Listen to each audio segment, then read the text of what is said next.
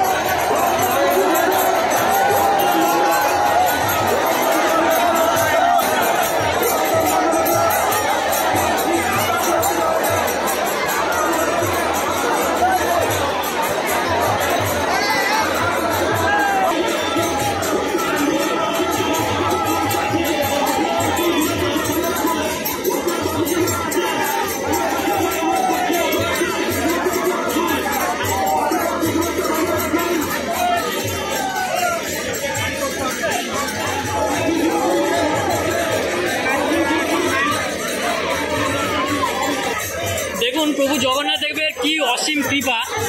এই যে এত গরম, এত মানুষের সমাগম হয়েছে, এত গরম, দেখুন আবার কিন্তু ঝিরিঝিরি বৃষ্টি।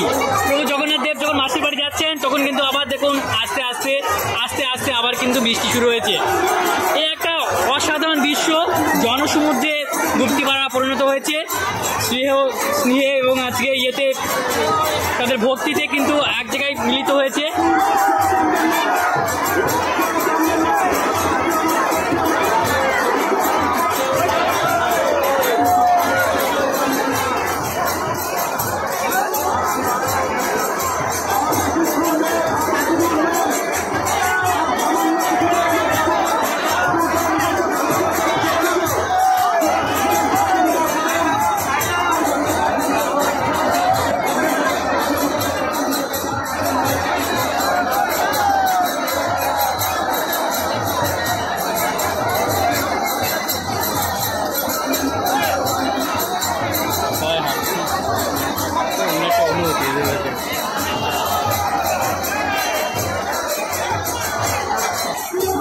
দেখুন আপনারা লক্ষ্য করে দেখুন, এতক্ষণ কিন্তু বৃষ্টি হচ্ছিল না। এই মুহূর্তে প্রভু জগন্নাথ দেব যখনই মাসির বাড়িতে প্রবেশ করবে তখন কিন্তু পুষ্প বৃষ্টি, আশীর্বাদ মিশ্রিত বৃষ্টি কিন্তু এখন আবার হচ্ছে প্রভু জগন্নাথ দেবের আশায় কৃপায়।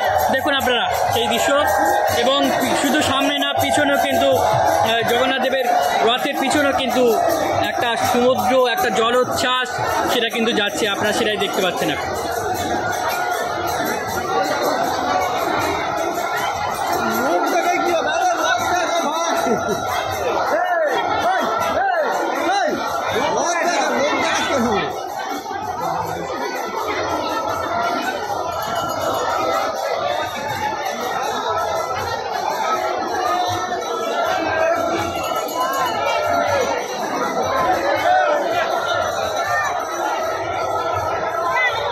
অসংখ্য ধন্যবাদ। ভিডিওটা ভালো লাগলে অবশ্যই শেয়ার করুন, আমাদের এই চ্যানেলটিকে সাবস্ক্রাইব করুন এবং পেজটিকে লাইক ও শেয়ার করে সাথে থাকুন।